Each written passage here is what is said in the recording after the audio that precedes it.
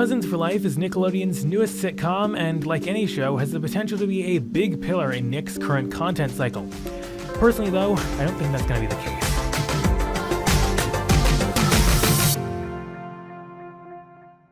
Welcome back to the channel, everyone. I'm Benzie Johnson Jr. and I'm enthusiastic about television, and if you are too, or just interested in exploring, then hit subscribe and nudge the bell too, because I put out new videos every single week. So, Cousins for Life previewed over Thanksgiving weekend, and the show's billed as a buddy comedy about two besties from very different backgrounds who are also cousins. One cousin's family moves to live with the other cousin, and hijinks apparently ensue. Now, I saw a promo or two for the show while watching the Henry Danger Thumb War special the week before, and I was brought back to the comments I made about it during part 3 of my Cycles series of videos, where I last mentioned it, which you can check out here. Basically, I argued that the show sounded like it could be one of two things, akin to Wendell and Vinny, which bounced between Nick and Nick at Night across the course of its 20 episodes in 2012 and 2013, and didn't mesh with either side of the then 8 o'clock line at the time, or akin to Star Falls, Nickelodeon's 9 o'clock mega flop from earlier this year, which just felt too Disney Channel for a Nick show and thus didn't mesh well with the hour of premieres which ran before it became obvious the show wouldn't fare well and they started to sort of shove it off. Seeing the promo, I'm getting Wendell and Vinny vibes. Probably not good for the future of the show, but at least as a fan of Wendell and Vinny and a viewer of it when it was on, invites me to give Cousins for Life a chance.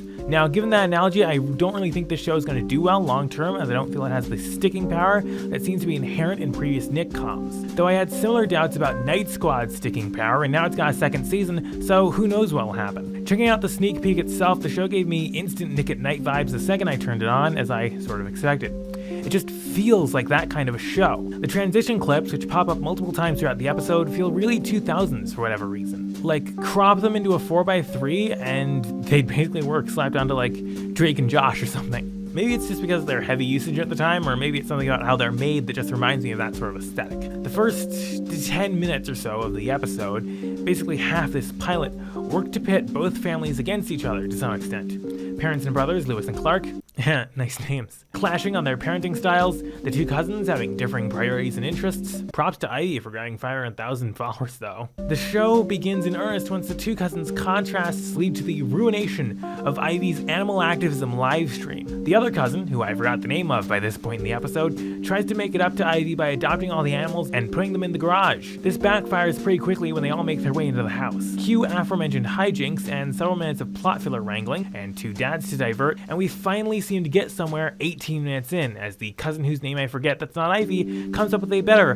great idea to get the animals out of the house to wrap up the main plot. At the end of the episode, the parents seem ready to give up, but the cousins make a plea for them to give it more of a chance. And in a sense, it's also a plea to the viewer as well. This was a rocky first episode, something that doesn't usually happen with Nick's sitcoms. Nothing seemed to gel at all until really late in the episode, by which point I was already making up my mind about watching this show or not. Cousins for Life is a really tough sell, and probably one of Nick's weakest new comedies in years. Star Falls perhaps the only one to do worse, and I think it's going to be really tough to sell this one to viewers in the lead up to its full premiere on January 5th, 2019. I don't even think Wendell and Vinny felt like such a flop in its first episode. It feels really sedate. Not crazy enough per se for Nick, but also arguably not enough of a focus on the adults to feel right on Nick at Night. Though arguably Nicky, Ricky, Dickie, and Dawn, a show I passed on back in 2014, made it for 4 seasons on sort of the same idea as this show. The quads, like the cousins, have nothing in common, or so the show claims, but when they work together, they can pull through and get it done in the end. And maybe it's those similarities that are turning me off this show. Maybe if you're an NRDD fan, you'll enjoy this, but for me, I didn't. Cousins for Life seemed doomed to be ill-fitting for Nick, but it manages to both not be enjoyable, unlike Wendell and Vinny, and not strange enough to stick out against other Nick series, unlike Star Falls. Mix them all together and you know you've got the worst of both worlds. I might hang around and check out one more episode in January, but after that, I think I might be out. If you liked this video, then hit subscribe down below because you won't have to wait until January to get more videos from me. I'll be putting up another one later this week. And if you hit one of the cards coming up, you won't have to wait at all. I'll see you next time.